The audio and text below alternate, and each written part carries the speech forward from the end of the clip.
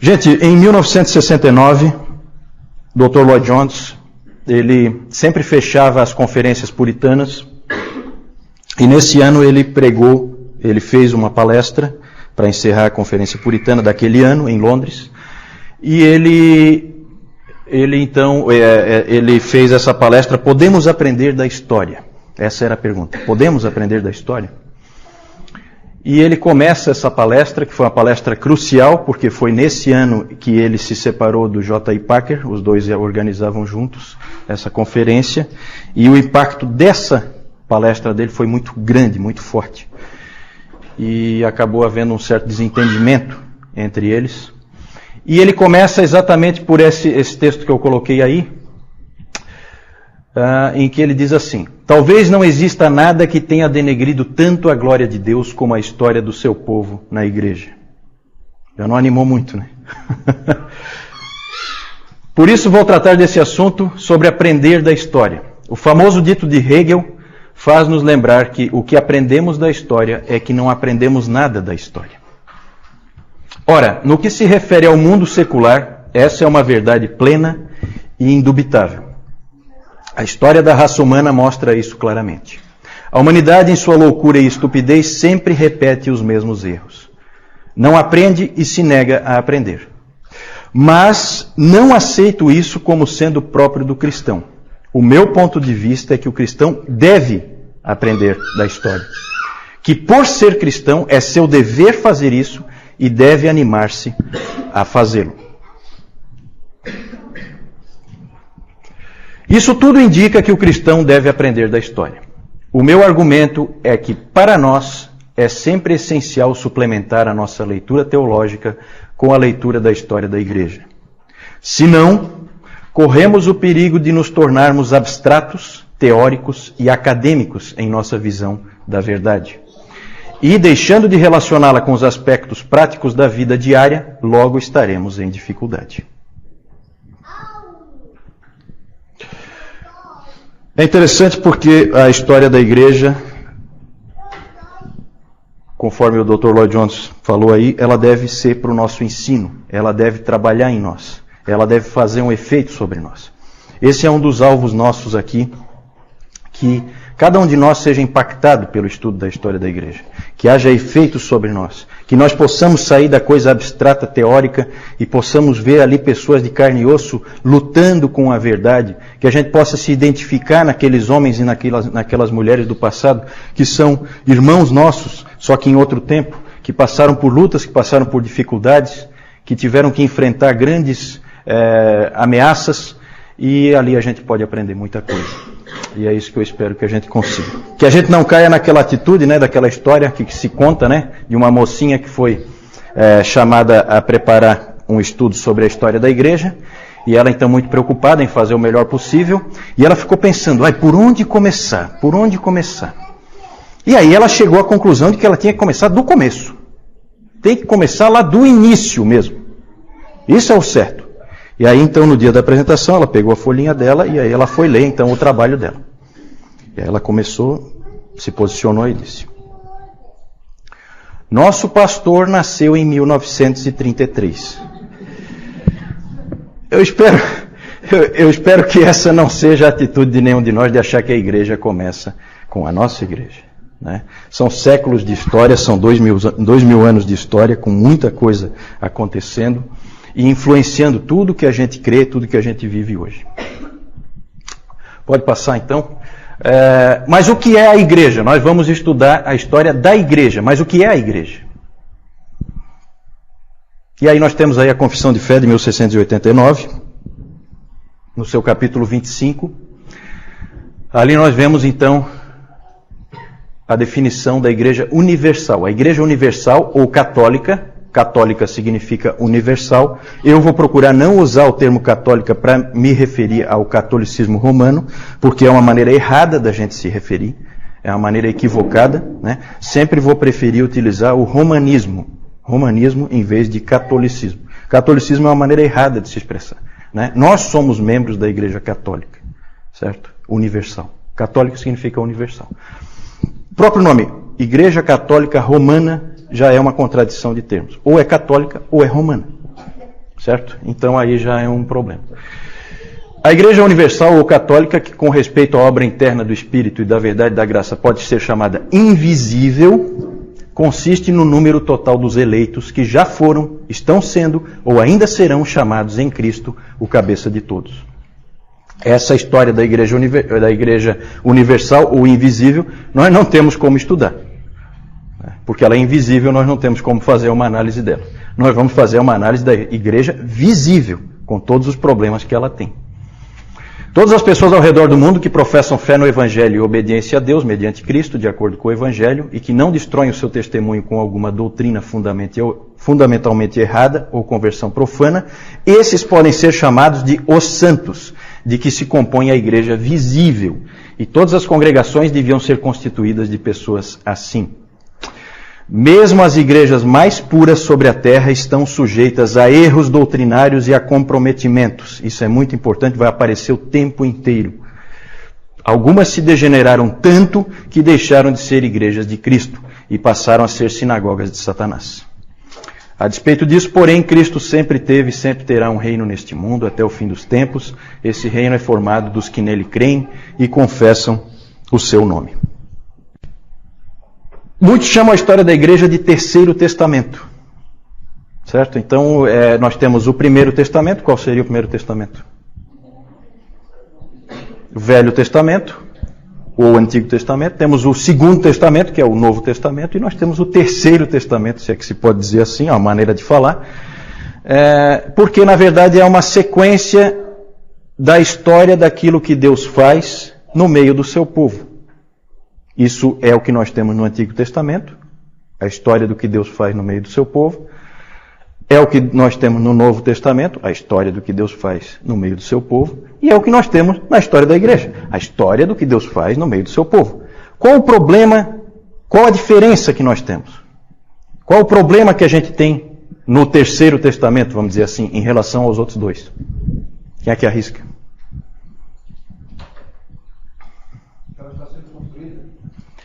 Que ela está sendo construída é um aspecto, né? Mas há um problema um pouco mais sério. Não, segunda vinda. Qual é o grande problema? O problema é que Deus está trabalhando no meio do seu povo, mas nós não temos interpretação. Certo? Nós não sabemos o que Ele está fazendo. Diferente do Velho Testamento, do Novo Testamento, em que vai ser dito o que Deus está fazendo. E aqui não, aqui isso já é um dificultador. Nós vamos começar a falar dos dificultadores da história da igreja. Pode passar. Então vamos lá, dificultadores. Um é esse aí. Nós não sabemos o que Deus está fazendo e por que Ele está fazendo. Não fazemos a menor ideia. Muitas coisas vão nos deixar perplexos muitas vezes. Muitas vezes. Outro dificultador. Nós sempre estaremos sendo seletivos. Eu nunca vou estar falando de toda a história da igreja. Eu sempre vou estar falando de coisas que foram registradas. Quantas coisas aconteceram que não foram registradas? Nós vamos dizer, não, esse aqui foi o maior homem de Deus daquela época. Mas eu só sei que ele foi o maior porque alguém escreveu sobre ele, ou ele mesmo escreveu. Se não tivesse escrito, eu não saberia. Certo? Então, a gente sempre vai estar selecionando, a gente sempre vai estar deixando coisas de fora. O que mais? Há momentos em que coisas boas ocorrem em meio ao erro. Essa aí é uma das mais difíceis. Né? Separar o que é bom do que é ruim. Dizer, isso aqui é bom, isso aqui é ruim. Fazer essa definição é muito difícil. É difícil separar as coisas. Então vamos tentar. Vamos lá. Recompensas do estudo da história da igreja. A glória de Deus, Deus é glorificado quando a gente estuda a história da igreja, porque a gente vê que Deus a qualquer momento intervém, a qualquer momento Ele resolve o que os homens estragaram. Nós crescemos porque eu sempre achei que a história da igreja produz uma profunda humildade, um profundo temor de Deus, porque é muita presunção você achar que você é melhor do que qualquer irmão dessas outras épocas. E é para o bem da igreja, como o Dr. Lloyd Jones falou. Se a gente não aprende com a história da igreja, a gente acaba repetindo os mesmos erros, a gente acaba se tornando teórico, acaba imaginando coisas impossíveis para a igreja, coisas que não vão se concretizar, que não são realidade. Então, esse estudo é para o bem da igreja também. Vamos lá. Esse aí é o nosso texto-chave na palavra. Porque em meio àquilo que o Lloyd Jones falou, que nada denigre mais a glória de Deus do que a história da sua igreja. É triste isso, né? Em meio a isso, nós vamos ter sempre em mente esse texto de Isaías 40, versículo 8. Seca-se a erva, cai a sua flor, mas a palavra de nosso Deus permanece eternamente. Uma coisa que a gente vai ver sempre, gente, que vai ficar bem evidente, é que a igreja vai errando, a igreja vai falhando, mas há uma âncora presente o tempo inteiro, que vai trazer de volta a igreja, mais cedo ou mais tarde, porque Deus vai jogar pessoas de volta para ela, que é a palavra de Deus. É na palavra de Deus que a igreja se conserta. Vamos lá. Isso aí é tirado do nosso caderninho lá do CTB. A proposta é apresentar um panorama dos principais movimentos políticos, culturais, religiosos e doutrinários que influenciaram o desenvolvimento da igreja através dos séculos. Pode passar. O programa é estudar os eventos importantes e principais movimentos que impactaram a igreja através da história, apresentar os principais personagens-chave da história da igreja, analisar os desvios doutrinários e suas consequências na vida e no desenvolvimento da igreja. Joia, pode passar. As fontes aí, esse aí é o David Calhoun, que eu falei antes, né? Professor lá do Covenant Theological Seminary. Ele tem 72 aulas, então. Não sei como é que nós vamos conseguir colocar isso aí em 8, mas vamos tentar. Isso aí em 2 semestres, né? É claro que nós vamos ter que ser mais seletivos do que ele já foi. Mas o trabalho dele é fantástico e eu vou plagiar ele direto, tá? Eu não sei se eu vou ser processado, se eu vou ser preso. Qualquer coisa, o João vai preso, porque o João é que é o presidente da igreja. Então, eu estou tranquilo. Ele como bom admirador dos puritanos, ele não vai se incomodar muito que eu vou plagiar ele, porque, como o J.I. Packer disse, os puritanos se plagiavam o tempo inteiro. Eles não tinham preocupação com isso. O que é bom deve ser repercutido. Não deve ser, copyright, não sei o que, direitos autorais. Não tem isso aí. De graça recebeste, de graça dai. Vamos lá. E já falei também o livro História Ilustrada do Cristianismo, que é o livro-texto dele lá. E nós temos aqui em português, né? Então é interessante também para vocês se aprofundarem. Aqui, com certeza, nós vamos fazer assim uma passada de olhos. Nós não temos condições de nos aprofundar em absolutamente nada. E eu também não tenho condições de ir muito fundo, que eu também não conheço. Tá? Vamos lá. Nossa primeira parte, eu e o João, nós dividimos em 4 partes. De 500 anos cada uma. E então agora nós vamos falar dos primeiros 500 anos. Vamos começar. Uma frase aí para a gente iniciar. Nós vamos começar falando do crescimento da igreja. Essa frase do John Grucci. Estes cristãos primitivos eram uma pequena minoria, frequentemente situada na periferia da vida pública, mas eles não consideravam a sua missão como um assunto privado. Era algo que tinha a ver com a transformação do mundo. E de fato eles transformaram o mundo. Onde que a gente vai começar? A gente vai começar onde o Novo Testamento termina. Certo? Nós vamos começar bem no estilo Terceiro Testamento. Então, terminou o Novo Testamento, nós não vamos falar do Novo Testamento, nós vamos direto para o que aconteceu depois. Os sucessores dos apóstolos vão assumir a igreja. E aí a coisa começa. E aí a igreja começa a crescer. Já começou a crescer com Paulo, evidentemente, mas ela continua crescendo. E é disso que nós vamos falar agora. Pode passar. O crescimento da igreja em 2 frentes. Primeiro com o judaísmo. Isso ainda a gente vê no Novo Testamento. Uma série de apóstolos indo para os judeus. E um apóstolo especificamente, que é quem? Paulo vai para os gentios. Certo? E começa a alcançar os gentios. Então essa expansão é em 2 frentes. Socialmente, o cristianismo começa atingindo principalmente os mais pobres, os mais humildes, as camadas mais inferiores da sociedade, mas sempre desde o início nós tivemos também pessoas com uma posição mais alta na sociedade. Isso sempre aconteceu.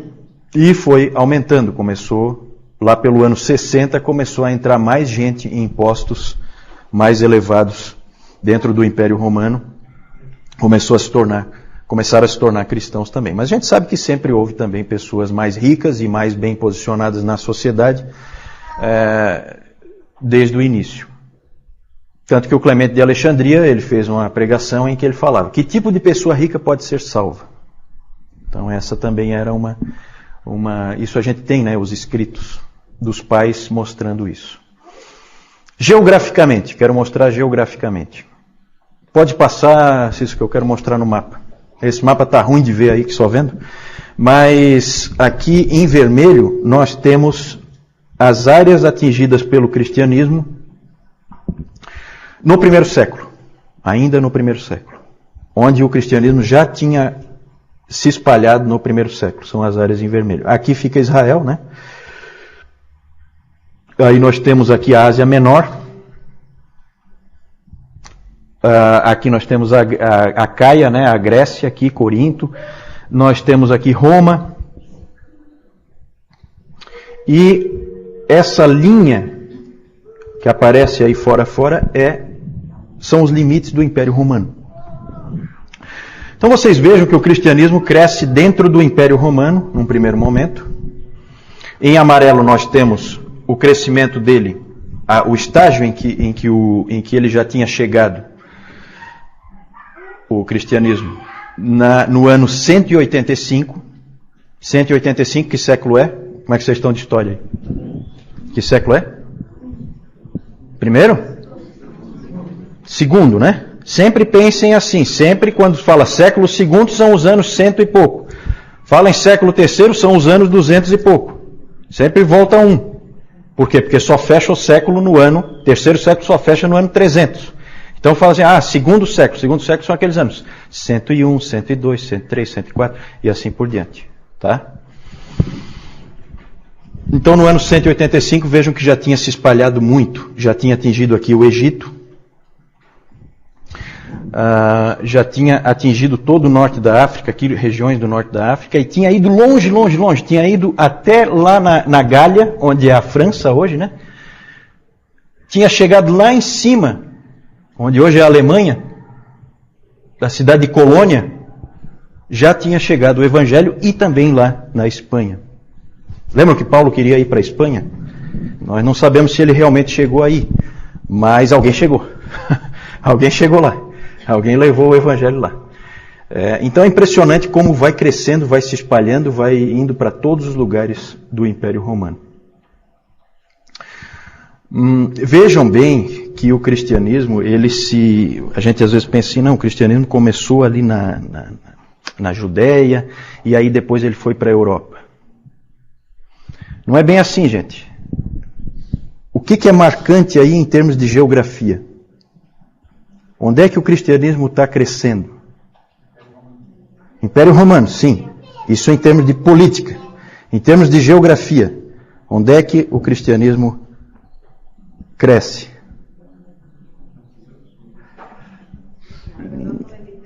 Exatamente, dona Carlota. É isso aí mesmo. Mar Mediterrâneo. Essa é a chave.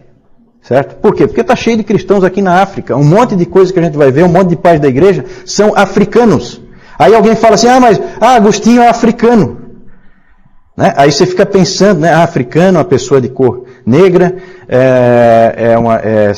são países pobres. Né? A gente fica pensando com a cabeça de hoje. Completamente errado. Isso aqui é mar Mediterrâneo, gente. Isso aqui é lugar nobre. Aqui, é Alexandria. O centro cultural do Império Romano. A grande cidade onde todos os intelectuais estavam, né? Vamos só trocar rapidinho aqui para próximo slide, Cis, por favor. Isso aqui é hoje, só para a gente ter uma ideia, né? Então aqui, Ásia Menor. Ásia Menor era o berço do cristianismo ali onde tudo começou. Ásia Menor hoje é Turquia, toda ela é Turquia. Várias daquelas cidades que a gente vê no Novo Testamento estão todas aqui dentro da Turquia. Interessante aqui, que eu também queria chamar a atenção, já que a gente falou do Mar Mediterrâneo, que a dona Carlota citou lá para nós muito bem, é que Israel olha para o Mar Mediterrâneo, né? Isso é bem nítido. Ó. Israel ele fica de frente para o Mediterrâneo. Parece que a coisa já na mente de Deus já estava toda planejada. Né? Joga aqui no Mediterrâneo. E dali espalha, né? Israel fica de fato de frente para o Mediterrâneo. Aqui nós temos a Grécia, a Itália, a Alemanha fica bem ao norte da Itália, a França lá, a Espanha. E aqui hoje no norte da África, por causa das conquistas muçulmanas, hoje nós quase não temos cristianismo aí, né? Mas em outros tempos foi um lugar importantíssimo para o cristianismo, o norte da África. Isso aí só para mostrar para vocês, para a gente ter uma ideia de como é hoje, como era naquele tempo e como começou a expandir. A chave realmente é, como o Valdir disse, o Império Romano e o Mar Mediterrâneo, que o Império Romano se constitui muito em cima do Mar Mediterrâneo. A cidade de Alexandria, que eu falei antes, Alexandria, ela fica bem ali naquele delta do Nilo, na saída do Nilo ali. A cidade de Alexandria, ela é famosa pelo quê? O que tinha na antiguidade na cidade de Alexandria? Farol de Alexandria, uma das maravilhas do mundo antigo, né? E que mais? Biblioteca de Alexandria, a grande biblioteca de Alexandria. Todos os livros do mundo estavam na biblioteca de Alexandria. Cidade fundada pelo Alexandre o Grande, imperador do Império Grego. Certo? Então essa é uma cidade bem importante. O que aconteceu com a biblioteca de Alexandria, hein? Pegou fogo. Exatamente, pegou fogo. Pegou fogo. Foi um grande desastre aí, né? Essa perda. É interessante porque tem assim umas coisas pitorescas, né? Alexandria se acredita que o primeiro bispo da cidade de Alexandria, o fundador da igreja lá, tenha sido o evangelista Marcos. Só que isso é mais no campo da tradição do que propriamente algo comprovado historicamente. Também tivemos forte expansão para o Oriente, não foi só para cá. Para cá também houve expansão. Veio para a Síria, para a Pérsia, expandiu, o cristianismo expandiu para a Síria, expandiu para a Pérsia, expandiu até o Afeganistão, foi para a Mesopotâmia, foi até o Afeganistão. O apóstolo Tomé, alguém sabe para onde é que Tomé foi? Para a Índia, exatamente. Tomé foi para a Índia. Imagina, foi lá para a Índia, lá do outro lado. De novo, a gente está sendo seletivo. Por quê? Porque nós temos poucos registros do que aconteceu na Índia. Mas a igreja estava crescendo lá. Depois, um grande professor de Alexandria. Alexandria é cheio de professores, tá? Um grande professor de Alexandria, de um seminário que existia aqui em Alexandria, onde grandes nomes, depois nós vamos ver, apareceram. Ele também foi para a Índia como missionário. Para fortalecer o trabalho que Tomé já tinha começado. Esse cara se chama Pantenos. Foi professor do Clemente de Alexandria. Vamos lá, pode seguir. Por que a igreja cresceu? Em primeiro lugar, pelo poder do Evangelho. E há gente que diz que não existem pessoas que tentam desviar as coisas e querem dizer que não, que o cristianismo cresceu porque havia um vácuo, uma falta de uma religião no Império Romano. E o cristianismo veio preencher esse vácuo. Nada mais longe da verdade. O Império Romano era cheio de religiões. Cheio, de todo tipo que você puder imaginar. Tinha as religiões pagãs tradicionais, que vocês conhecem, com aqueles deuses todos, greco-romanos, né, vieram da Grécia, mas foram trazidos para os romanos. E Zeus, todos aqueles deuses lá, Diana. Tinha as religiões então pagãs tradicionais, tinha as religiões pagãs de mistério, como o culto de Mitra, que veio da Pérsia, vinha de outros países, né? O culto de Ísis, que veio do Egito, e o culto de Cibele, que veio da Ásia Menor. Só exemplos, né? As filosofias, muitas filosofias nessa época também, o epicurismo, o estoicismo, que até aparece no próprio livro de Atos, muita mistura de religiões, muito sincretismo, e principalmente, uma coisa que vai ser importantíssima na história da igreja, a adoração ao imperador, certo? O culto ao imperador, ele começou depois da morte de Júlio César. Júlio César morreu em 44 a.C. E ele passou a ser adorado. E aí Augusto, né? E eu vou começar aqui a pegar os nomes do mal, né? Eu vou começar a ver os nomes de vocês. Quem tem nome bíblico está mais ou menos escapou, né? Mas é que eu tenho um nome que eu vou me complicar muito aí na história da igreja. Então eu quero ver se trago alguém comigo pro lado sombrio da força. Então o Augusto está aí, Augusto? Augusto já veio pro meu time. Esse aí é mau. O imperador Augusto foi adorado em vida. É de uma humildade, né, esse rapaz, né? Ele queria ser adorado em vida. Não, com certeza não. Com certeza não. Eu tenho que trazer alguém pro meu time, tá? O Augusto é um reforço bom. Depois nós vamos conversar. Quem tem nome bíblico já escapou, mas quem tem nome aí meio duvidoso, nós vamos encontrar aqui na história da igreja, tá? Porque esses nomes não vêm do nada, não. A gente tem muito aquela mania de ver o que significa o nome, né? Isso aí é secundário. O mais importante é saber por que o nome existe. Ele existe por causa de algum personagem histórico. O culto ao imperador era bem simples. Na verdade, você tinha que só reclinar a cabeça ou queimar um pouquinho de incenso. Isso aí salvava a tua vida. Salvava a tua vida. Só que a gente sabe que, depois nós vamos ver, as pessoas preferiam morrer. Naquela época podia-se crer em qualquer religião. Não tinha problema nenhum. Alguém, inclusive, disse que nessa época todas as religiões eram consideradas pelo povo como igualmente verdadeiras, pelos filósofos como igualmente falsas e pelas autoridades como igualmente úteis. Certo? Parece com hoje em dia, né? É mais ou menos a mesma coisa. Né? Nada de novo debaixo do sol. Só que o cristianismo gerou um problema. Acho que pode passar aí. Ele gerou um problema por causa do seu exclusivismo. Os cristãos começaram a ser perseguidos não por serem cristãos, mas por serem cristãos apenas. Certo? Esse era o problema. O problema é você ser só cristão. Isso é inadmissível. Você pode ter toda a religião que for, não tem problema nenhum. O Império Romano aceita, não tem crise. Os judeus também tinham essa característica. Só que os judeus eram isentos de adoração ao imperador, por motivos que eu não vou entrar agora, mas que tem a ver basicamente pelo fato de ser um Estado organizado e Roma tinha uma preocupação em manter o que ela chamava de paz romana. E os cristãos não ganharam essa isenção. Ficaram numa situação difícil. Vamos lá. Testemunho dos cristãos. O crescimento da igreja foi em cima do testemunho dos cristãos. Podem ter certeza disso. Por palavras, né? Cada cristão era um missionário. Cada um deles. Alguém disse que eles eram assim um coração cheio de amor incendiando um outro coração. Era assim que eles funcionavam, era assim que eles viviam.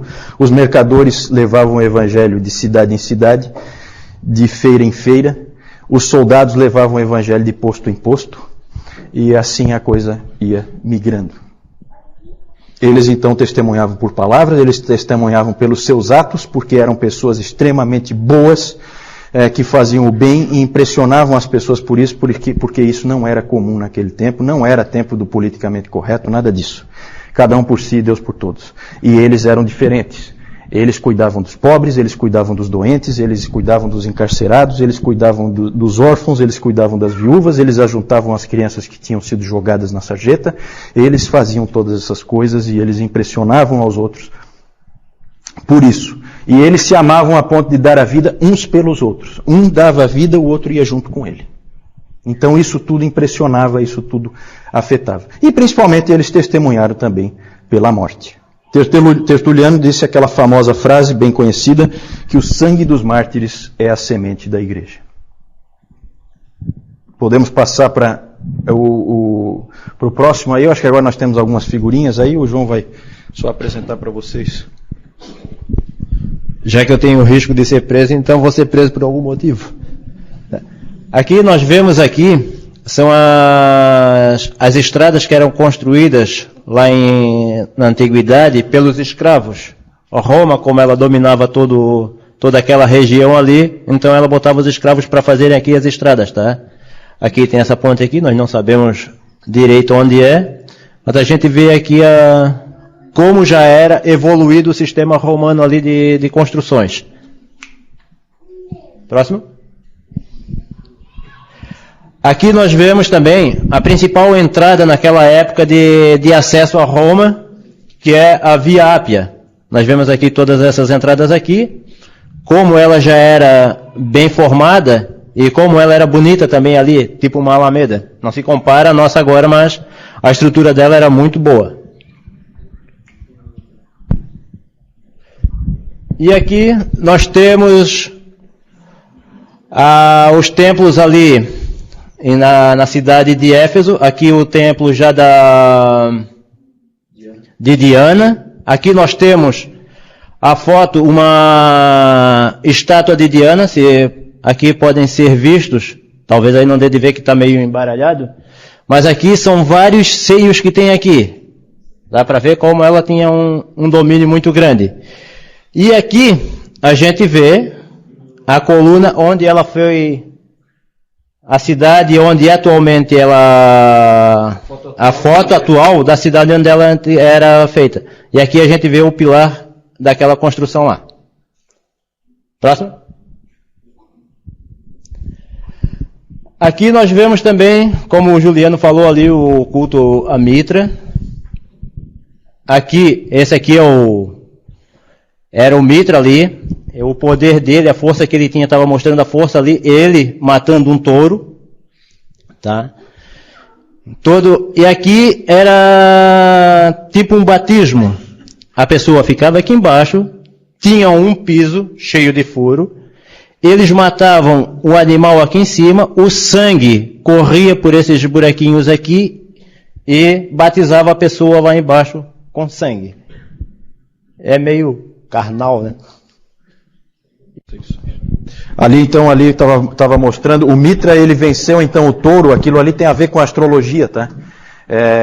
Então tudo isso aí é ligado à astrologia, é tudo cheio de, é bem uma coisa bem do paganismo mesmo. E ali, como o João mostrou, na verdade aquilo ali é uma foto atual de uma ruína, mostrando em Roma um local desse onde era feito esse tipo de coisa aqui, ó. Existe lá hoje para visitação turística. Pode passar então. Vamos falar das perseguições. Ali o João mostrou as estradas romanas, né? Eu esqueci de falar de como favorecia a expansão, né? Do crescimento da igreja, o momento em que o cristianismo apareceu, o momento em que Jesus Cristo veio, como o Império Romano favoreceu essa expansão. Então você tinha essas estradas, você tinha toda uma estrutura, você tinha o estabelecimento da paz romana, que te dava trânsito livre pelo mar Mediterrâneo, te dava trânsito livre por vários países diferentes que eram conquistados pelos romanos. Isso tudo ajudou muito a expansão da igreja. Como a gente vê no próprio livro de Atos, né? Ali o João mostrou também o templo de Diana, né? Aparece, toda essa questão de Diana dos Efésios aparece em Atos. Todo o problema das estatuetas. Nós temos uma estatueta ali, aquela ali que ele mostrou, é uma estatueta daquelas que houve toda aquela confusão, que o Paulo acabou sendo preso por causa do medo dos fabricantes de estátuas em perder o seu negócio, né? As perseguições. Essa frase aí do Alexander Mann, é assim Alexander Mann porque ele é russo, também foi um mártir esse Alexander Mann. Ele disse o seguinte: nenhuma criatura viva, exceto o homem, é capaz de assumir um risco, e até mesmo o risco de morte, por causa da verdade. Milhares de mártires que já viveram são um fenômeno único na história do nosso sistema solar. Pode passar. É interessante porque a perseguição ela começou com os judeus. Quem perseguiu primeiro a igreja foram os judeus. E Roma era o protetor. Não é assim que a gente vê no Novo Testamento? Vem os judeus vêm e eles querem massacrar os cristãos, né? O que a gente vê lá? Paulo apelando para César, apelando para Roma para escapar. E Roma acabava, no seu sistema legal, acabava protegendo a igreja. E depois, lá pelo ano 60, há uma inversão. Quem protegia passa a ser o grande algoz. E Roma passa a ser o grande perseguidor da igreja. É interessante, é claro que aqui nós vamos falar dos mártires, e é interessante que na igreja primitiva os mártires têm assim uns fatos pitorescos, né? Era muito comum comemorar o aniversário dos mártires. Só que depois de mortos. E no dia da morte, não no dia do nascimento. Porque na verdade eles entendiam assim que aquele é que era o dia mais feliz de cada um deles, porque eles então começou a verdadeira vida eterna com Cristo a partir daquele dia. E eles lembravam então, né? Era feita uma comemoração de um aniversário. Interessante. Vamos lá. A perseguição romana, então. Vamos direto para a perseguição romana. Ela aconteceu do ano 60 até o ano 320, mais ou menos. Foram 10 grandes perseguições. A primeira foi com Nero. Temos um legítimo descendente de Nero aqui conosco, né?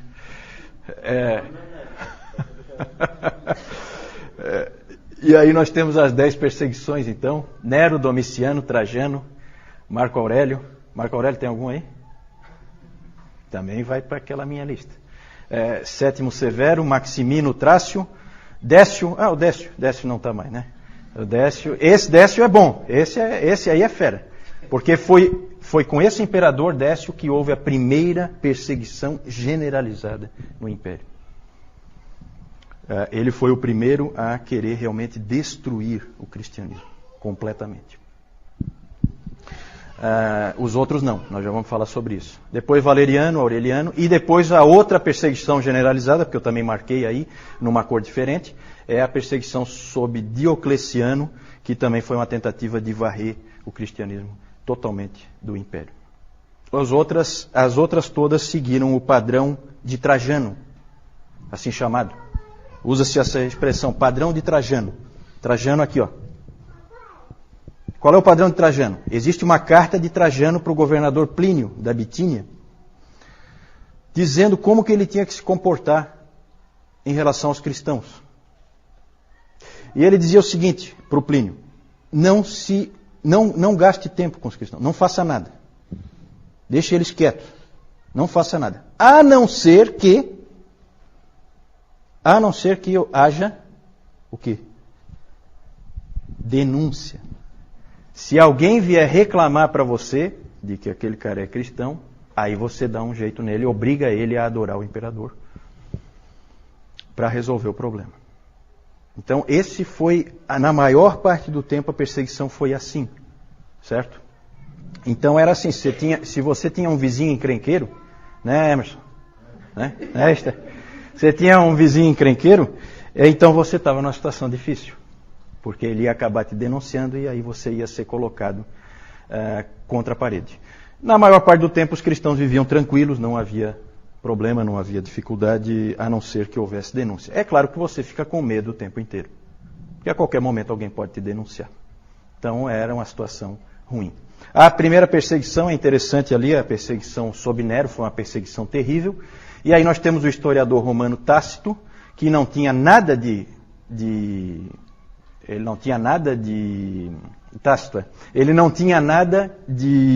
amigável em relação ao cristianismo, ele não é amigo do cristianismo, de jeito nenhum, mas ele descreveu o que aconteceu. E é interessante o que ele diz, né? Horrível, na verdade. Cobertos com peles de bestas, os cristãos eram rasgados por cães e pereciam. Ou eram pregados a cruzes, ou consumidos por chamas para servirem como iluminação noturna nos jardins de Nero. Então o Nero, ele usava os cristãos como tocha, só isso, para iluminar os jardins dele.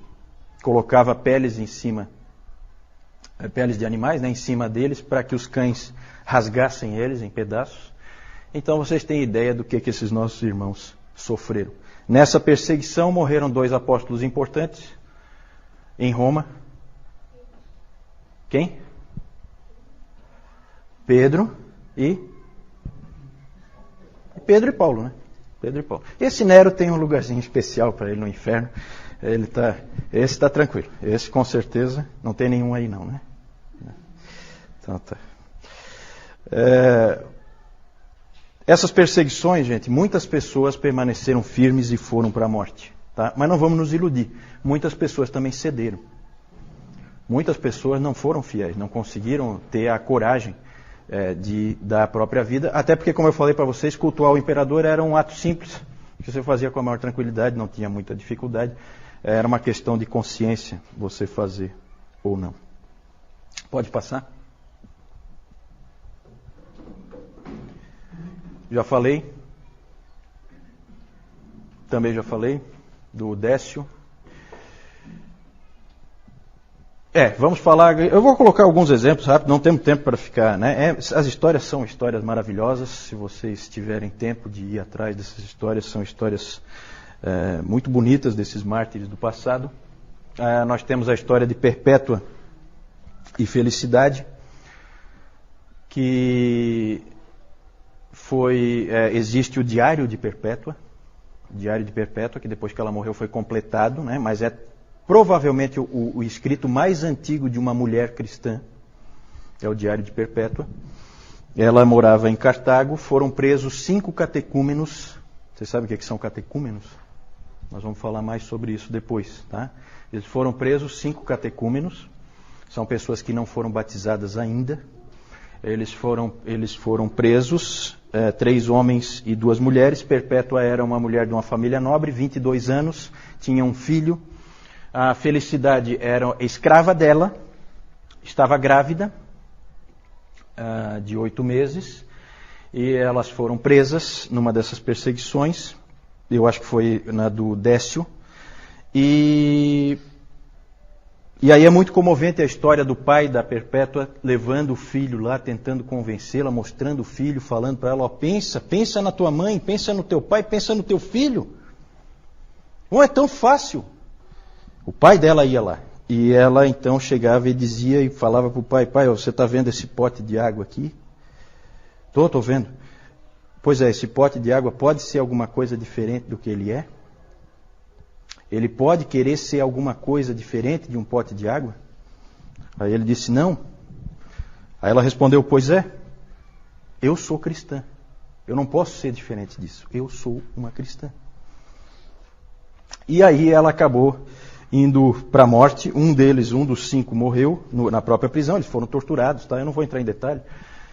E foram condenados, por fim, para encurtar a história, eles foram condenados a ser mortos pelas feras no estádio, certo? E os homens, 2 homens, foram atacados, segundo a história, foram atacados por um javali, depois por um urso e depois por um leopardo, por vez, né? E as mulheres foram condenadas a ser atacadas por um touro. Então elas foram espezinhadas por esse touro selvagem, e as 2, a Felicidade ficou muito feliz, não é um trocadilho, né? Mas ela ficou muito feliz porque ela sabia, vejam como é interessante essas histórias dos mártires. Ela sabia que se ela estivesse grávida, ela não poderia ser condenada ao martírio, porque era proibido matar alguém, uma mulher que estivesse grávida. Então ela ficou muito feliz porque ela teve o bebê prematuramente, e uma outra mulher cristã adotou, porque aí ela podia ser morta, junto com os outros com quem ela tinha sido presa. Então, alguns dias antes, ela teve o bebê e ela foi morta junto com a Perpétua. Uma história muito comovente essa dessa morte. Próximo é o Policarpo.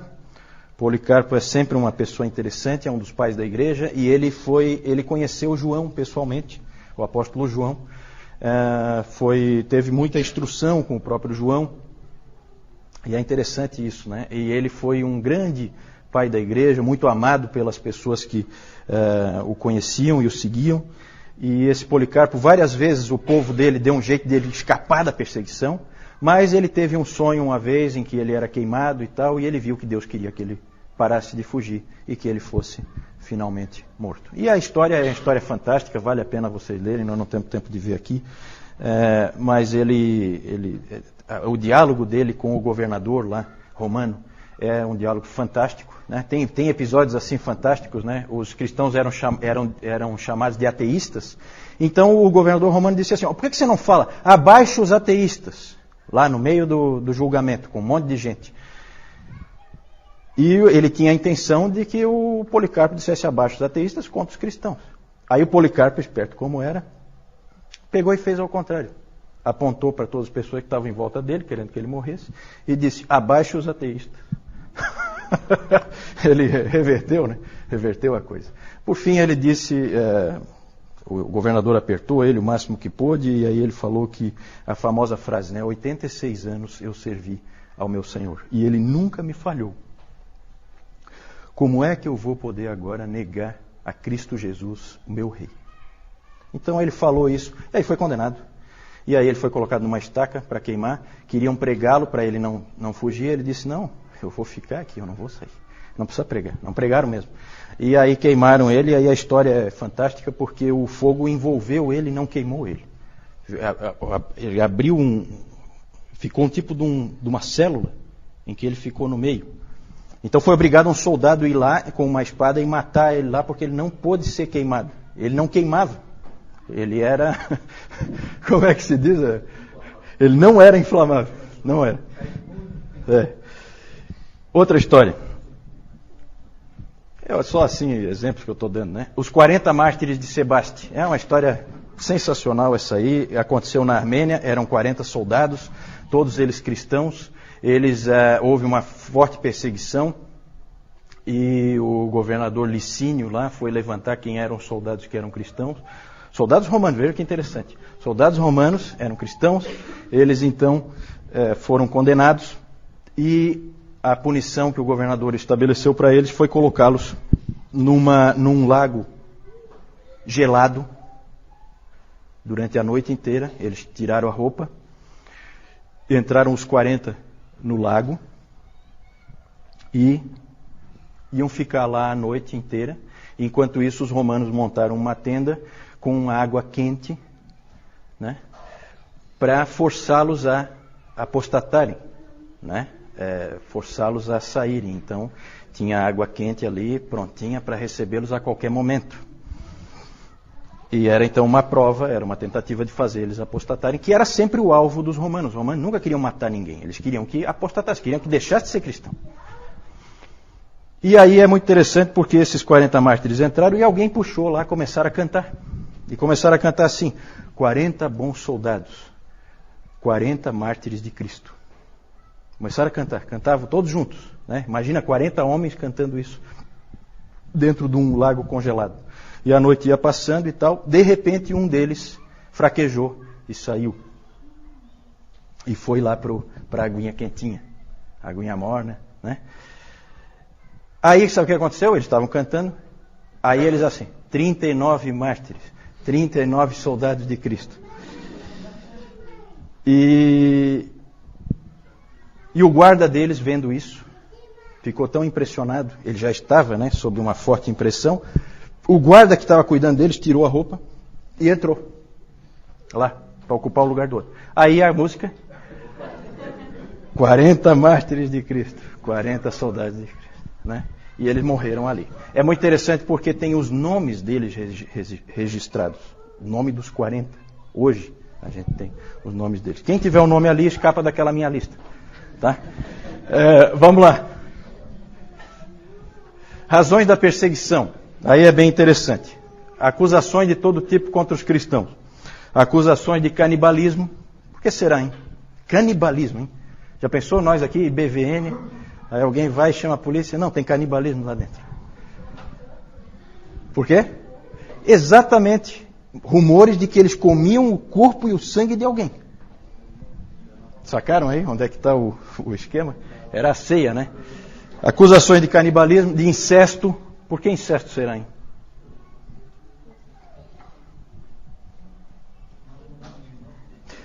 Porque chamavam de irmão, irmã, né? Então era casado com a irmã. Falta de patriotismo. Falta de patriotismo porque não adoravam o imperador, não participavam de diversas festas cívicas, porque essas festas sempre tinham imoralidade no meio, sempre tinham culto aos deuses no meio, culto ao imperador.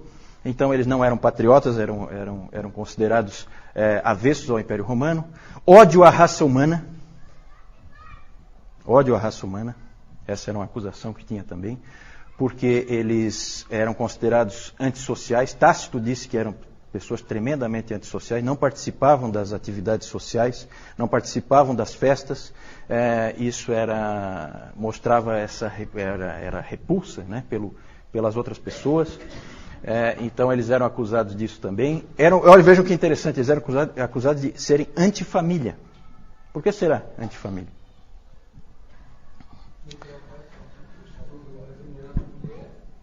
Não é porque... Tipo o que a gente viu ali a história da Perpétua, né? Certo? ela acabou abandonando o filho, o pai, a mãe, né? Por causa de Cristo. Certo? E quando os romanos tinham aquela coisa que a gente vê em muitas religiões pagãs, de adoração aos antepassados. Então, depois João vai mostrar um altar aos antepassados, para você cultuar os antepassados e tal. Tudo isso aí eles não tinham. Eles eram cristãos. O cristão não tem nada disso. O cristão não adora ninguém a não ser Deus. E eram acusados como de serem a causa de todas as catástrofes possíveis e imagináveis. Tudo de ruim que acontecia era culpa deles, dos cristãos. Tudo. O Tertuliano até tem uma frase interessante, Tertuliano, que ele diz assim, se o Tibre transborda, o Tibre é o principal rio lá da Itália, né, que passa lá por Roma, se o Tibre transborda, se o Nilo não chega aos campos, se o céu não se move, provocando a estiagem, ou se a terra se move produzindo um terremoto, se há uma fome, se há uma peste, o clamor é um só. Joguem os cristãos aos leões. Era assim que a coisa funcionava. Sempre a culpa era dos cristãos. Conforme o Império Romano foi declinando, isso foi piorando bastante para o lado dos cristãos. Certo? Que aí era a culpa deles. O Império vai mal, culpa da presença dos cristãos. Acusado de pobreza, né? Minúcius Félix disse que na verdade isso aí é motivo de orgulho, não é de... Mas naquele tempo era motivo de acusação. E a mais estranha de todas, acusado de ateísmo, como nós vimos na história do Policarpo. Por que será em ateísmo? Eles adoram um Deus que é invisível. Deus invisível não conta. Na cabeça do romano, Deus invisível não conta. Né? Então, adoravam um Deus invisível. Né? E adoravam um homem. Então, ateísmo. Então, acusações bem estranhas. Mas o principal, o que mais pegava mesmo, é o próximo aí, que é a recusa em adorar o imperador. Ali pegava. As outras acusações até dá para encarar. Mas é evidente que Roma tinha uma preocupação com esse tipo de atitude, de não adorar o imperador, porque a adoração ao imperador era vista como uma coisa patriótica, cívica. Se você começa a ir contra isso, você, na verdade, está colocando o império em risco aos poucos. É um que não quer, outro que não quer, daqui a pouco ninguém quer. Então, havia um medo do império. Então, isso aí foi uma das principais causas de morte para os cristãos nessa época. Pode passar. Mais tarde, eles passaram a ser perseguidos só por terem o nome de cristãos. Aí já é coisa do preconceito mesmo. Todo mundo passou a odiar os cristãos provocam todas as catástrofes que acontecem. E aí no segundo, no terceiro, no quarto século e no quinto século também, era muito comum, sempre em todos os cultos, eles liam esse texto de 1 Pedro 4,16. Mas se sofrer como cristão, não se envergonhe disso, antes glorifique a Deus com esse nome. Porque você está sofrendo só por causa do nome, mais nada. Só porque você é cristão. E isso foi o que acabou acontecendo mais tarde. Pode passar? Propósito que os romanos tinham com a perseguição, principalmente a apostasia, e acabava martirizando os obstinados, os que não cediam. Certo? Vamos adiante.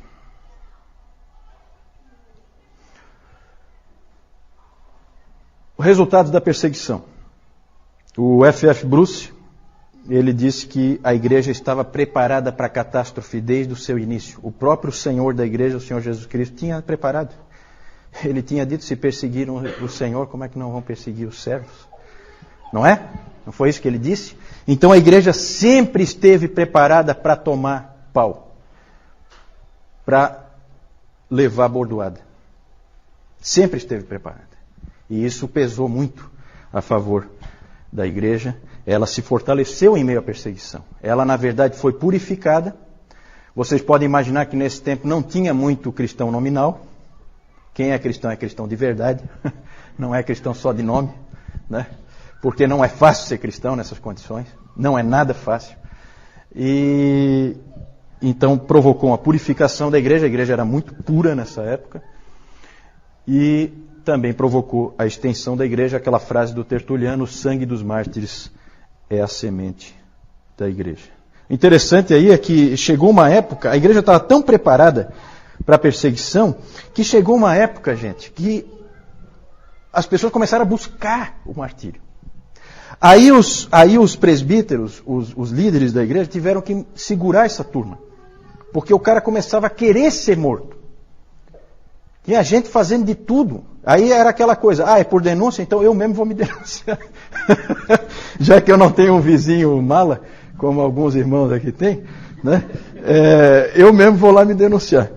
Então, começou a ter esse tipo de situação. E um fato pitoresco é o Orígenes, né? Alguém já ouviu o nome do Orígenes? Orígenes é um dos pais da igreja também. E o Orígenes, o pai dele, foi martirizado. E aí o Orígenes era jovem, gurizão, também queria ser martirizado por toda a lei. Não, meu pai foi, eu também vou. E fazia de tudo para ser martirizado. Aí a mãe dele teve uma ideia. Escondeu toda a roupa dele. Aí ele ficou com vergonha de sair na rua pelado. Então, aí ele acabou escapando do martírio, né? A mãe dele foi esperta, achou uma solução prática, escondendo toda a roupa dele. E foi muito bom, porque o Orígenes depois foi um homem extremamente útil para a igreja, né? Foi um homem que fez muita diferença para a igreja. Depois nós vamos falar dele, um cristão de Alexandria. É importante, para terminar essa parte das perseguições, é importante a gente lembrar de algumas coisas, que nem sempre a perseguição fortalece a igreja. Às vezes a gente tem essa ideia, né? Às vezes tinha gente que às vezes falava, aí a gente ouvia aqui no Brasil, alguns líderes aí dizendo, era bom que viesse uma perseguição para purificar a igreja e tal, né? Cuidado, gente, tá? São muito bonitas essas histórias, mas eu tenho certeza que nenhum de nós queria estar ali.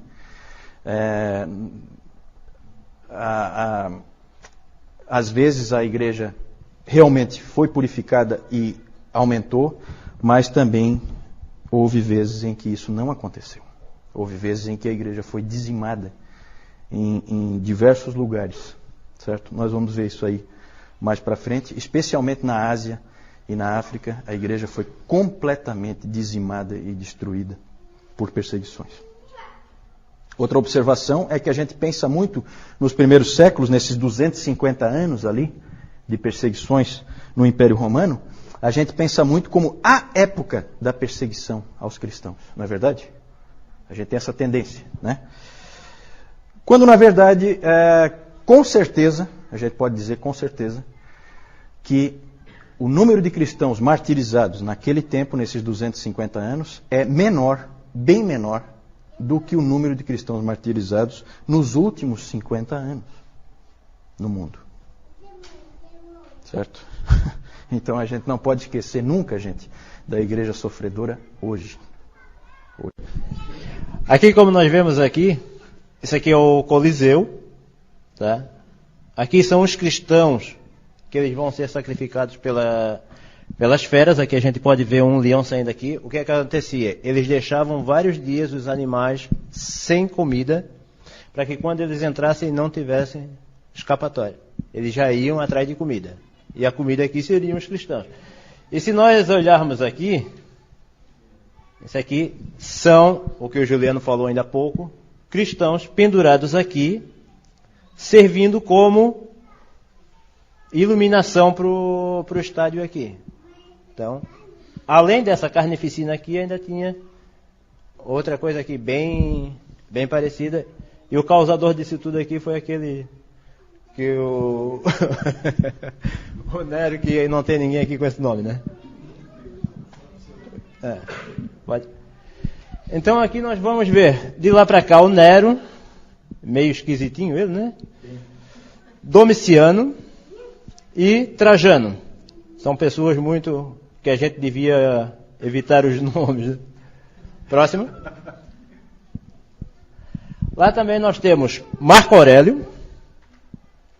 Nós temos Sétimo Severo e Maximino o Trácio. Não é o Trácio, não é o Tácio. Nós temos lá aquele também que foi bem mencionado, Décio, lá de 250. Daí aqui nós temos a efígie também de Valeriano, sempre nessa sequência aqui, né? Nós temos Aureliano aqui. Nós temos Diocleciano E aqui embaixo nós temos o galério. Próximo. Aqui nós temos aquela história bonita que o Juliano falou, da Perpétua Felicidade, que por terem se mantido firmes como cristãs, elas foram colocadas lá no ringue, lá no ringue, pode ser ringue ali também, e foram, como o Juliano falou, espetadas pelos touros, tá?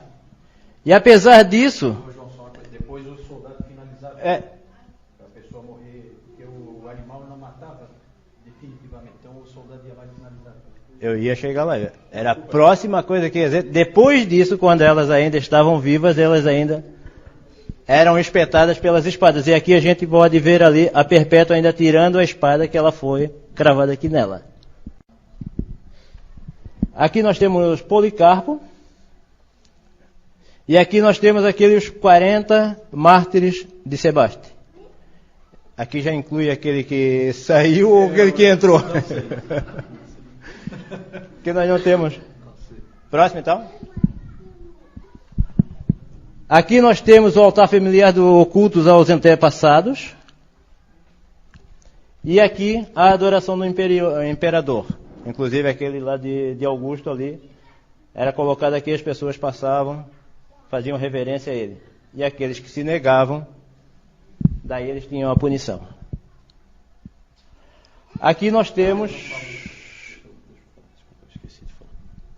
Foi uma falha? Foi uma falha. Eu esqueci de falar, tá, gente? Que quando você sacrificava, você não, que eu espero que você não fosse sacrificar, que você ficasse firme. Mas quando um cristão apostatava e ele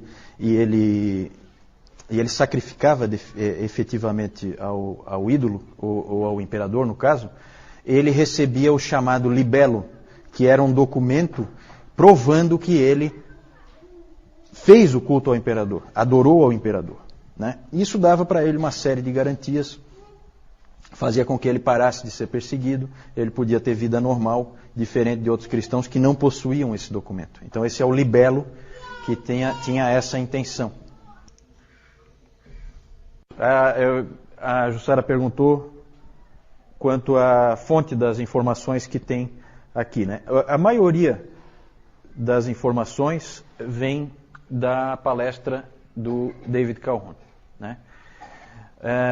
Boa parte dessas informações estão repetidas nos livros, porque ele utiliza os livros como referência dele, né? Mas alguma coisa não aparece lá, alguma coisa é coisa que ele trouxe de outros livros. Então não vai aparecer lá alguma dessas informações. Você sabe de onde ele tirou isso? De manuscritos antigos? Na verdade, a Jussara então perguntou de onde é que ele deve ter tirado isso. O David Calhoun, ele é um historiador da igreja, ele tem vários livros publicados e ele leu extensivamente livros de história, ele lê extensivamente livros de história. Então, essas informações ele tira desses livros, né? A história, na verdade, vai se construindo. A principal fonte dessa história antiga que nós estamos vendo, a principal fonte de referência, sempre foi e continua sendo o livro, nós vamos falar mais para frente, a História Eclesiástica de Eusébio de Cesareia. A maior parte dessas informações da história antiga nós temos por causa dele, porque ele escreveu um livro de história. Ele, inclusive, é considerado o pai da história da igreja. Esse livro, História Eclesiástica, é uma fonte primária de referência. E aí, claro, tem todas as pesquisas e tal. Especialmente agora, nos Estados Unidos, está saindo um trabalho fantástico de um professor lá, Moffat é o nome dele. Ele está escrevendo em vários volumes a história da igreja na Ásia. Então é um trabalho de pesquisa muito grande que ele está fazendo. Ele está tentando resgatar essa história que meio que se perdeu. Alguma coisa o Calhoun já traz. Oi. A pergunta é sobre Nero, onde é que ele está posicionado e como que está estruturada a sequência que nós fazemos aqui do curso. A sequência, vocês vão perceber que ela não é exatamente cronológica, ela é em tópicos. Nós aqui, nesse item das perseguições, nós cobrimos 250 anos. Agora nós vamos falar dos apologistas. Nós voltamos lá para o segundo século. 205, o ano 320 já é no quarto século, certo? Então são coisas que se sobrepõem. Mas para fins de organização, a gente trata cada coisa separadamente e a gente tenta aprender alguma coisa com aquele tipo de acontecimento, com aquele tipo de situação. Em vez de fazer cronológico, que é muito mais complicado, leva muito mais tempo e fica muito mais confuso. Quanto ao Nero, o que se crê é que o Nero incendiou Roma, mas isso aí é uma coisa que não é possível provar. Não é possível provar. E foi sim no primeiro século. Foi no primeiro século, certo? Nero foi imperador no primeiro... interessante, ó. Fui perguntado sobre a destruição do Templo de Jerusalém. Uma coisa interessante quanto ao crescimento da igreja é esse aspecto aí. A migração da influência dos apóstolos, dos judeus para os gentios, veio na época certa. Porque se tivesse ficado no meio dos judeus, poderia ter se perdido. É claro que Deus tinha controle disso, Ele é soberano e Ele tinha tudo já planejado na sua providência. Jerusalém foi tomada e destruída no ano 70. No ano 70. Ela foi completamente destruída. Nós temos lá as ruínas lá hoje do Muro das Lamentações. Pelo general, agora eu vou trazer ele para mim aqui, né? Apesar de ser nome bíblico, escapou só pela metade, porque o general Tito que depois também se tornou imperador, ele foi quem invadiu Jerusalém e arrasou completamente. E depois no ano 135... No ano 135, finalizaram o serviço e acabaram de vez com o país chamado Israel. Foi destruído completamente, deixou de existir e só passou a existir novamente agora em 1948. Né? Isso. Mártires é uma palavra, a palavra mártir significa, quem é que sabe? Testemunha. Mártir é uma testemunha. Só que é um nome que ganhou uma conotação especial, técnica, para identificar pessoas que morrem por causa da verdade, por causa de uma crença que eles têm. Esses são os mártires. Seguir? Vamos falar dos apologistas. Existe uma certa conexão entre um assunto e outro, o que nós estamos tratando. Houve perseguição à igreja? Houve. Perseguição física nós falamos. Só que houve também perseguição intelectual. E é isso que nós vamos tratar agora. E aí surge a figura dos apologistas. O que é uma apologia? É uma defesa. Um apologista é um defensor da verdade. Esses apologistas, eles aparecem desde o início. Na verdade, o primeiro ataque intelectual à fé cristã veio com os judeus, foram os primeiros a atacarem o cristianismo. E lá no Novo Testamento nós já vemos como é que é a linha de defesa do cristianismo em relação aos judeus. Já no Novo Testamento a gente vê isso. Quem é que lembra? A linha é sempre a seguinte: o cristianismo é uma continuidade do judaísmo. Porque é a vinda do Messias prometido. Então sempre a igreja teve o Antigo Testamento como suas escrituras, porque não é nada mais nada menos do que uma continuidade. E o judaísmo, quando ele não migra para o cristianismo, ele estagnou, ele errou o alvo. Quem é que lembra onde no Novo Testamento que nós já temos defesas nessa linha? Vamos lá, provinha, prova oral. Defesas nessa linha de que o cristianismo nada mais é do que uma continuidade do judaísmo. Em Atos... Pedro em Atos, tem um exemplo melhor em Atos. Estevão, perfeito ali, né? É uma apologia bem clara em que ele mostra toda a sequência e apontando para essa linha de raciocínio. Temos uma carta também no Novo Testamento que praticamente trabalha só isso. Qual é? Qual é a carta? Hebreus, exatamente. Hebreus. É a carta também trabalha exatamente isso, uma continuidade em relação ao judaísmo. É isso que o livro de Hebreus trata. Que segundo Lutero cria, né? Foi escrita por Apolo. Também é um nome duvidoso, porque também é o nome de um deus grego. Apolo de Alexandria, né? O grande pregador, né? É isso aí. Não vou dar por causa do deus grego, né? Mas é nome duvidoso. Tito já está nessa turma aí. Só que eu quero trazer alguém realmente mau para o meu lado. Eu já trouxe o Augusto e quero ver se trago mais alguém. Rafael é anjo, né? Não, esse aí escapou. Esse aí escapou. E essa briga com o judaísmo continua depois, não é só no Novo Testamento, não. Há um ataque muito forte de alguns judeus. E um livro que existe da Antiguidade é um livro do Justino Mártir, em que ele conta, Justino Mártir é um pai da igreja, ele conta de um debate que ele teve com um judeu helenista chamado Trifo. O nome desse livro é Diálogo com Trifo, e é um livro muito interessante, há um debate entre os dois, muito bom, em cima das escrituras. O Justino começa a trazer todo o texto possível e imaginável, tem até uns fatos pitorescos, que ele traz um texto lá de Salmo 96:10, que ele vai e cita e acha que está abafando, que é Salmo 96:10, ele pega e diz pro Trifo o que ele tinha a dizer daquele texto, que diz assim: dizei entre as nações, do madeiro reina o Senhor. Salmo 96:10. Do madeiro reina o Senhor. Então, Jesus Cristo reinando da cruz. Aí o Trifo foi pegar a Bíblia dele e falou assim: isso aqui eu não tenho aqui não. Na minha Bíblia não está escrito assim não. Na minha Bíblia, Salmo 96:10 diz: dizei entre as nações, reina o Senhor. Exatamente.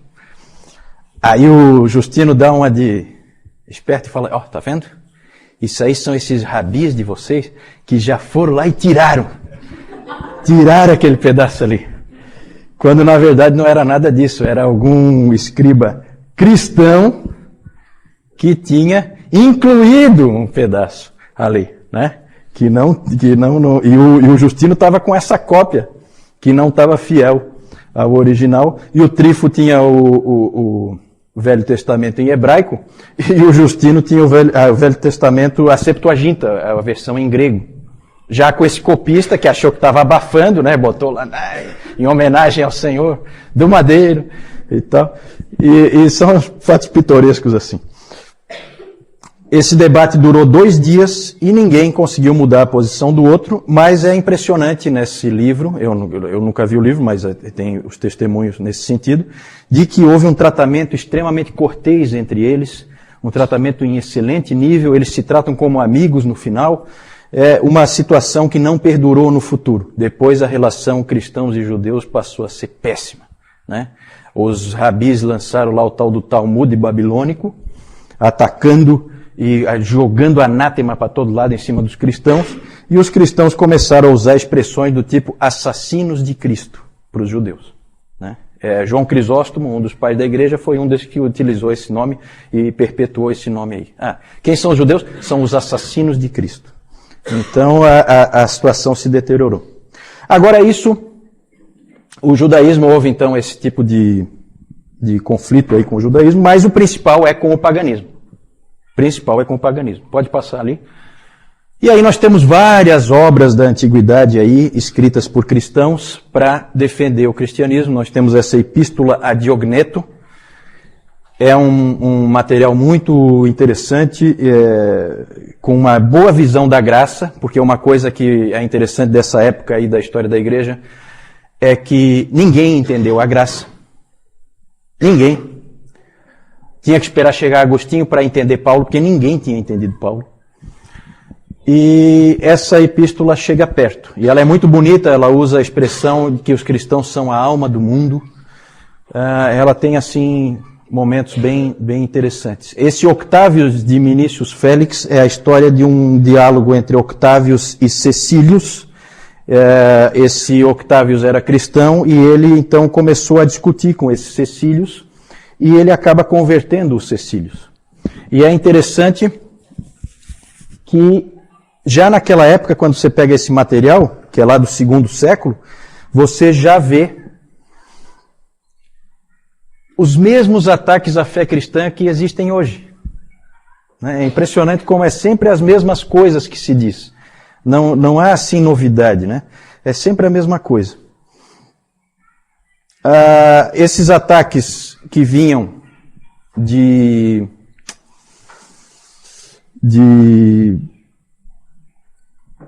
fontes pagãs, normalmente de filósofos e tal, eram ataques sofisticados. Nós temos um famoso que é um livro do Celsus, né? Esse Celso, não tem no Celso aí não, né? Eu estou louco para trazer alguém para mim. Esse Celso publicou o livro Verdadeira Razão, em que ele ataca, destrói mesmo o cristianismo. E aí vem Orígenes, que era um gênio, que é aquele que a mãe preservou escondendo a roupa. O Orígenes, ele escreve um livro famoso que se chama Contra Celsum, em que ele rebate todas as acusações do Celso. Então os apologistas sempre esse trabalho de escrita, sempre esse trabalho de ataques, e eles daí se defendem, esses ataques mais sofisticados, mas também havia ataques intelectuais mais grosseiros. E o interessante, que depois o João vai mostrar, é uma pichação que existe hoje em Roma, nas ruínas lá, existe uma pichação na parede, com uma figura de um burro crucificado, um homem com cabeça de burro, e embaixo escrito, Alexandre adora o seu Deus. Ou Alexandre adorando o seu Deus. Isso é encontrado hoje lá. Na verdade, o que é? É uma gozação de algum vizinho mala lá, do tipo do... né? Que não gostava do Alexandre, não gostava dos cristãos, e então fez ali, uma referência a Cristo daquela maneira, em que ele procurava desonrar a Cristo. O Justino Mártir escreveu a primeira e segunda apologia contra os pagãos. Esse homem era um homem de grande inteligência, de grande capacidade, e ele é o principal apologista. Vejam que ele defendeu a fé cristã tanto contra os judeus como contra os pagãos.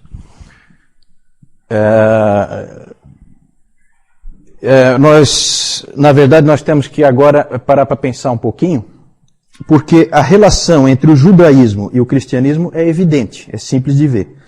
Mas a relação entre o cristianismo e o paganismo é um pouquinho mais complicada. E aí havia um problema, havia uma dificuldade. Como tratar a cultura em que a igreja está inserida? Como ver a cultura? Como encarar? Devemos pegar o que se sabe, o que se conhece na cultura pagã e trazer para dentro da igreja, ou devemos nos afastar completamente? Isso foi um problema muito sério, uma dificuldade muito grande para a igreja saber como tratar isso. Daqui a pouco nós vamos ver em detalhes como que isso funciona. Na verdade, nós temos duas abordagens, duas formas de tratar a cultura nessa época dos apologistas. Pode passar isso. Cristianismo e cultura, duas abordagens. Uma é a abordagem de Clemente de Alexandria. Clemente, como um homem de Alexandria, evidentemente ele tinha em alta conta todo o conhecimento que já existia, conhecimento pagão, todos os escritos filosóficos, tudo para ele era de grande valor. E ele, então, ele enxergava assim, quando ele era perguntado se os cristãos deveriam repudiar todas essas coisas ou abraçá-las, o Clemente respondia, se alguém precisa de comida, deixe-o ordenhar a ovelha. Se precisa de roupa, deixe-o tosquiá-la. Da mesma forma, deixe-me usufruir da erudição grega. Ele achava que todos os filósofos pertenciam aos cristãos, que aquilo tudo era dos cristãos, e que aquilo tudo era para ser usufruído pela igreja, e não jogado fora. Essa era a postura do Clemente de Alexandria. Não é à toa que venha de Alexandria esse pensamento. E o Justino Mártir tem uma frase famosa dele, em que ele dizia que onde quer que haja verdade, ela vem de Cristo e pertence a nós. A mesma atitude. É verdade? É nossa. Então vamos pegá-la para nós. Essa é uma atitude, a atitude de integrar essas coisas no cristianismo. E a outra atitude, saindo de Alexandria, que é no norte da África, e indo mais para o ocidente, mais para o oeste, nós chegamos em Cartago, também no norte da África, e lá nós encontramos Tertuliano. E Tertuliano tem uma postura oposta. Ele acha que não deve haver nenhum vínculo entre a igreja, entre a fé cristã e a filosofia grega, o pensamento dos pagãos. Quem é que está certo? Pergunta difícil. Na verdade, a postura de Clemente, e que também foi depois a postura de Orígenes, que é sucessor de Clemente em Alexandria, é uma postura perigosa, porque ela leva facilmente a um sincretismo. Parecido com o que existe hoje em dia, né? Quando a gente pega e inclui a ciência dentro da igreja, e aí acontece coisas como a que o Nilton pregou hoje de manhã, de pessoas que misturam o relato bíblico com o evolucionismo, ou então no tratamento das vidas das pessoas na igreja, você começa a misturar a palavra de Deus com a psicologia, por exemplo. No fim você não sabe se você está realmente tratando pela psicologia ou pela Bíblia, você já não sabe mais. Começa a haver uma mistura, começa a haver um sincretismo, e não é à toa que em Alexandria floresceu o gnosticismo valentiniano, porque você acaba abrindo o caminho para todo tipo de sincretismo, mistura de religiões. Cartago, nós temos Tertuliano. Tertuliano é uma grande figura da história da igreja, já citei ele várias vezes aqui. E esse Tertuliano, ele foi um homem que ele era um advogado, ele se converteu mais ou menos na meia-idade, em torno de 40 anos. E ele era um homem muito enérgico, muito combativo, gostava de uma briga, e grande orador, grande pregador, extremamente dogmático, firme nas suas posições, e ele não gostou nada da atitude que Alexandria tinha em relação aos gregos. Ele disse, eu tenho aqui uma frase dele, deixa eu ver onde é que está. É uma famosa frase, que talvez vocês já tenham escutado. O Tertuliano tem várias frases famosas, em que ele pergunta o seguinte: o que tem Jerusalém com Atenas? Já ouviram essa frase? É dele. O que é que Atenas tem a ver com Jerusalém? O que é que tem a academia com a igreja? O que é que tem os hereges a ver com os cristãos? Essa era a posição dele. E o Tertuliano, na verdade, ele era um pouco exagerado. E nessa posição dele também tinha problema. Na primeira nós tínhamos esse problema do sincretismo. Começa a misturar tudo, no fim você já não tem mais um cristianismo puro. E no caso do Tertuliano, você tem um isolamento da igreja em relação à cultura. Ele se isola. E você começa a ter um cristianismo estranho. E o Tertuliano tinha umas frases que não ajudavam nada. O Celso criticava, o Celso que eu falei antes, um crítico dos cristãos, ele criticou no seu Verdadeira Razão, ele disse o seguinte, que os cristãos dizem, não faça perguntas, apenas creia. Isso para o Celso era inadmissível. E o Tertuliano, acho que ele ia um pouco nessa linha, porque olha só essa frase dele, que sempre deixou todo mundo estupefato. Ele dizia assim, eu creio porque é absurdo. O Filho de Deus morreu. Isso é crível porque é uma tolice. E ele foi morto e ressuscitou. Isso é certo porque é impossível. Esse tipo de atitude não ajudava nada, porque, na verdade, pessoas como Celso achavam isso uma coisa irracional. E o cristianismo não é irracional. Então esse aí é um outro extremo que o Tertuliano foi, que também não foi muito legal. O Taciano, que é outro pai da igreja, esse foi pior ainda, ele era mais radical ainda. E o monasticismo medieval, os monges medievais, não foram numa direção muito diferente, não. Eles foram mais ou menos nessa direção aí. Tem aquele livro, O Nome da Rosa, do Humberto Eco, que eu nunca me atrevi a ler, porque dizem que é terrível de ler, né? Porque ele escreve um monte de línguas diferentes, porque cada monge fala numa língua diferente. E tem até um monge lá que fala todas as línguas juntos, né? Ele sabia tantas línguas na história do Humberto Eco. Ele sabia tantas línguas diferentes que no final ele não sabia falar nenhuma. Então tem trechos lá em que esse monge fala que daí ninguém entende nada porque é misturado as várias línguas. Então é uma coisa esquisita. Mas nesse livro, o filme dá para assistir, né? O livro é complicado de ler. Mas ali tem a história gira em torno de um monge que queria dar um jeito de se livrar das obras de Aristóteles. Certo? Então é dentro dessa atitude aqui do Tertuliano. Certo? Ele queria se ver livre das obras do Aristóteles. O livro gira em torno desse tema. Né? Quem é que está certo? Quem está certo? Vejam bem, gente, aqui a gente tem que pensar assim, a igreja é uma só. Quando um cara lá em Alexandria fala uma coisa, me afeta aqui. Porque não existem várias igrejas, existe uma igreja única. É a igreja católica, que nós falamos antes. Essa época ainda é uma época em que a igreja é uma só. Então um se preocupa com o que o outro pensa. É diferente de hoje em dia em que todo mundo é meio independente e tal, a igreja é toda dividida. Não, nesse tempo não. Quem é que será que estava certo? Para que direção a igreja deve ir? Isso foi difícil. E não existe resposta fácil para isso.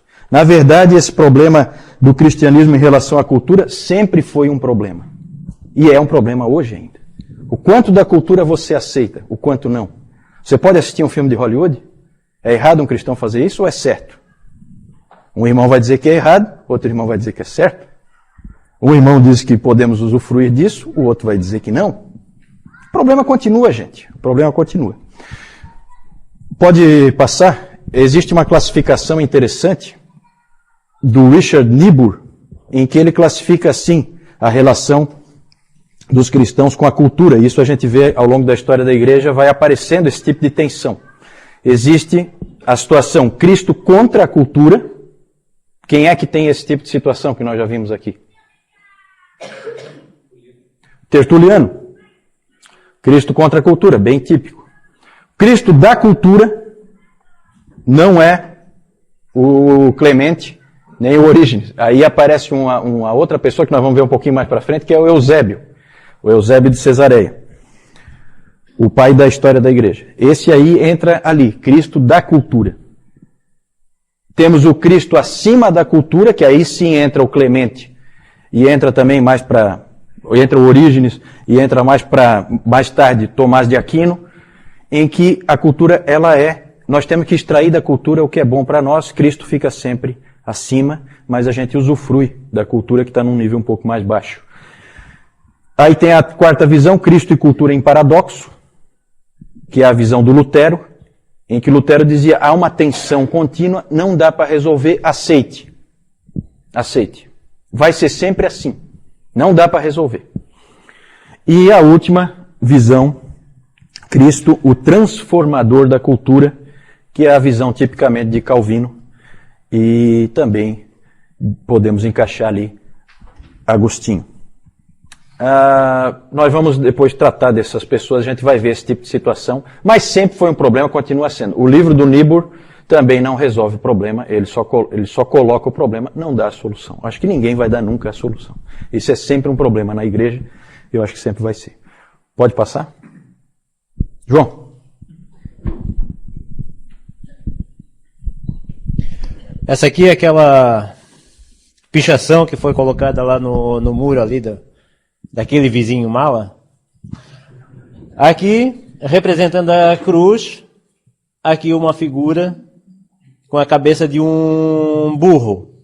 E aqui, Alexandre adorando ali o burro. Então, quer dizer, se tem um adorando um burro, seria mais ou menos assim, um burro adorando outro burro, né? E aqui nós temos o Justino Mártir, figura dele. Próximo. Aqui nós temos o famoso farol de Alexandria, o porto de Alexandria também. Aqui o farol, onde já foi falado ali, inclusive da biblioteca lá de Alexandria. E aqui nós temos o Clemente de Alexandria, que também o Juliano falou ainda há pouco sobre ele. Alguma pergunta aí em relação aos apologistas? Referendo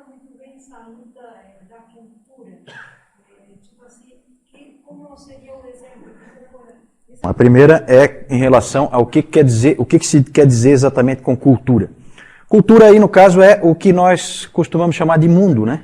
Na verdade, é tudo, é toda a forma de ser, os valores, as ênfases, a maneira de viver das pessoas que são do mundo. As filosofias que elas seguem, como elas constroem o pensamento delas, a maneira delas aprenderem, as ênfases, tudo isso é a cultura. Nós devemos trazer isso para dentro da igreja ou não? Nós devemos ser semelhantes a eles ou nós devemos ser radicalmente diferentes deles? Sempre foi, né?